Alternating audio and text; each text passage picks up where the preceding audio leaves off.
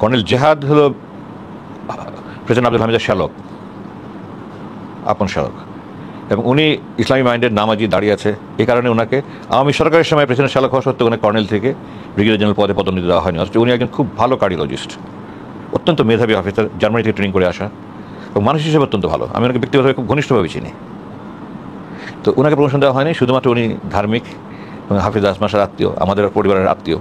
এই কারণে আওয়ামী সরকারের সময় আওয়ামী লীগের প্রেসিডেন্টের শ্যালক হওয়া সত্ত্বেও প্রমোশন পায়নি। এখন আমি শুনেছি কিশোরগঞ্জ থেকে কর্নেল জিহাদকে জামাত নমিনেশন দিয়েছে। এটা নিয়ে অনেক পেপারে আমি লেখালেখি দেখেছি। তো তারা বলছে যে প্রেসিডেন্টের শ্যালক আব্দুল হামিদের শ্যালক তাকে জামাত মনোনয়ন দিয়েছে। তারা এটা বলছে না যে সে আব্দুল হামিদের শ্যালক হওয়া সত্ত্বেও সে ইসলামপন্থী দেখে জামাতকে হয়তো পছন্দ করে। আমি জানি না, তার সাথে রাজনীতি নিয়ে আমার কোনো কথা হয়নি। আমি তাকে একজন ঘনিষ্ঠ অফিসার হিসেবে চিনি, আমার সাথে অত্যন্ত ঘনিষ্ঠ সম্পর্ক, প্লাস আমার বড় ভাবের আপন খালাতো বোন, সে পারিবারিকভাবে অত্যন্ত ঘনিষ্ঠভাবে চিনি। তো এটাকেও বলে না যে সে হাফেজ আসমার ভাগনা হওয়ার কারণে অথবা গোলাম আজমের ছেলের শ্যালক হওয়ার কারণে তার যে প্রমোশন আটকে গেছে, এটা কিন্তু কেউ বলে না। তো আমাদের দেশের সমালোচনা প্রবণ জাতির মানুষ সমালোচনা করে। তো যেটা কথা হচ্ছিল আব্দুল হামিদ সাহেব বিদেশে যাবো, ওনার বিরুদ্ধে তো অভিযোগ, ওটা তো হলো আমার চাকরি পুনর্বহালের জন্য আমি মামলা করতে পারবো না, কিন্তু উনি আমার জুলুম করেছেন, ক্ষমতার অপব্যবহার করেছেন, এটা তো মামলা করতেই পারবো। প্রাক্তন প্রেসিডেন্ট কি আইনের ঊর্ধ্বে কিনা আমি ঠিক জানি না, আমার মনে হয় না আইনের ঊর্ধ্বে।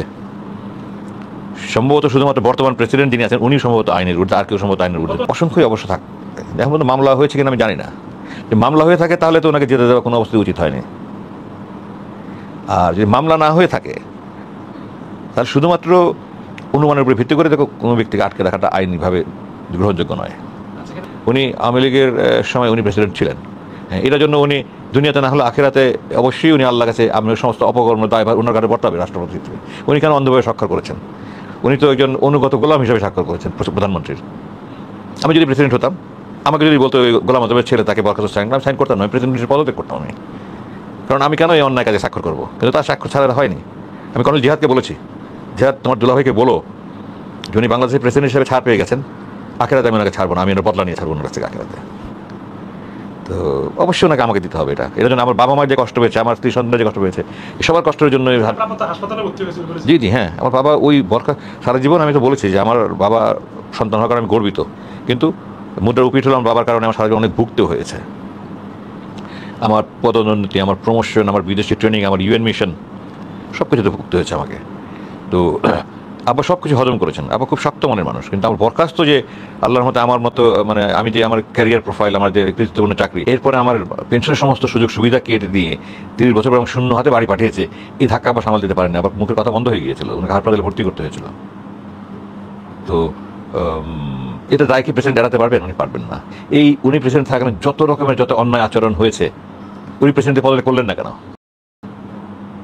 উনি পারেন পদত্যাগ করলেন না, যে না আমি এই সমস্ত অন্যায়ের সাথে নাই, জুলুমের সাথে নাই, উনি তো করেননি তা। উনি কেন যত রকমের মানে অবৈধ জিনিস প্রেসিডেন্ট স্বাক্ষরে হয়েছে উনি স্বাক্ষর করলেন কেন এগুলি? উনি প্রধানমন্ত্রীর হুকুমের গোলাম হলেন কেন? প্রেসিডেন্ট পদের জন্যই, তার তো কিছু না। তো প্রেসিডেন্ট পদের জন্য অন্যায় কাজে স্বাক্ষর করে অনুমতি দিয়ে উনি আল্লাহর কাছে পার পেতে পারবেন? পারবেন না। এই দুনিয়াতেও আমি জানি না, আমিও হয়তো মামলা করতে পারি ওনার বিরুদ্ধে, যে উনি অন্যায়, আমি জানি না প্রেসিডেন্টের বিরুদ্ধে মামলা করা যায় কিনা, প্রাক্তন প্রেসিডেন্টের বিরুদ্ধে। তাহলে আমি মামলা করবো যে উনি আমাকে আমার চাকরি বরখাস্ত করেছেন উনি। হ্যাঁ, মানে কোনো ব্যক্তি না, আমি বলছি রানিং প্রেসিডেন্ট যিনি, সিটিং প্রেসিডেন্ট যিনি। তো আমি এটা নিয়ে আমি ইনশাল্লাহ দেখি, আমি চিন্তা ভাবনা করছি, আইনজীবীদের সাথে আলাপ করবো, প্রয়োজন আমিও মামলা করবো ওনার বিরুদ্ধে।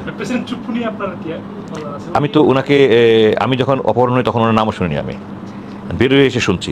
ওনার সম্পর্কে আমার সরাসরি কোনো নলেজ জ্ঞান নেই। উনি যে একটা করেছেন এটা আমার কাছে বিস্মিত, যে বিস্ময় করে যে আমি নিজে শুনেছি উনি বলেছেন যে 5 তারিখে অগস্টে যে আমি পদত্যাগপত্র পেয়েছি, সেটা আবার উনি কয়েক মাস পরে এসে কী করে বলেন আমি পাইনি। এটা আমার কাছে বিস্ময়কর। এর মধ্যে নিশ্চয়ই কোনো দূরভিসন্ধি ছিল। আমি যেটা বিশ্বস্ত সূত্রে, একাধিক সূত্রে যদি জেনেছি সেটা বলতে চাই না, যেহেতু আমি শোনা কথা প্রচার করি না, কিন্তু এটার পিছনে একটা উদ্দেশ্য ছিল বলে আমি শুনেছি। কিন্তু যেহেতু আমার কাছে সরাসরি কোনো প্রমাণ নেই, আমি ওটা নিয়ে বলতে চাই না কি শুনেছি। তবে আমি যেটা শুনেছি খুব উচ্চ পর্যায়ে থেকে বিশ্বস্ত সূত্রে পেয়েছি আমি, কেন উনি হঠাৎ করে যেটা পেয়েছি 5 তারিখে বললো পদত্যাগপত্র, পরে বললেন যে পদত্যাগটা পাইনি, বলার পেছনে কী কারণ ছিল এবং কী উদ্দেশ্য ছিল, কী কারণে ওনাকে দিয়ে এটা বলানো হয়েছিল। হ্যাঁ, ওনাকে দিয়ে বলানো হয়েছে বলে আমি শুনেছি। কী কারণ, কী উদ্দেশ্য, কী, আমি এগুলো বিস্তারিত বলতে চাই না, যেহেতু আমি নিশ্চিত না, আমি জন্য বলতে চাই না। তবে উনি এটা বলেছেন, উনি একটা এগুলো আমি বললাম তো, এগুলো কিছু বলতে চাই না আমি, ব্যক্তি দল গোষ্ঠী যারাই হোক আমি এগুলো বলতে চাই না। তবে এটা ঠিক যে উনি একবার 5 তারিখে বলেছেন পেয়েছি, পরে বলেছেন পাইনি। হ্যাঁ পেয়েছে তো, ওটা ওই দিন সঠিক সবাই বলেছে। না পেলে উনি কি করে অন্তর্বর্তীকালীন সরকারের জন্য কোর্টে পরবর্তী আদেশের জন্য উনি তাদের কাছে জানতে চাই, তারা কিন্তু লিখিত আদেশ আছে, তারপর সরকার গঠন হচ্ছে এই ধরনের। আমি তখন মানে বন্দি অবস্থায় মুক্তি, আমি তখন দিন আমার ধোঁয়াশা এখন আমার কাছে, কিন্তু উনি যে আমি নিজের মুখে শুনেছি উনি বলেছেন যে আমি পেয়েছি, তো এটা তার উনি বলার পরে তার কোনো একটা অবিশ্বাসের কোনো কারণ নাই।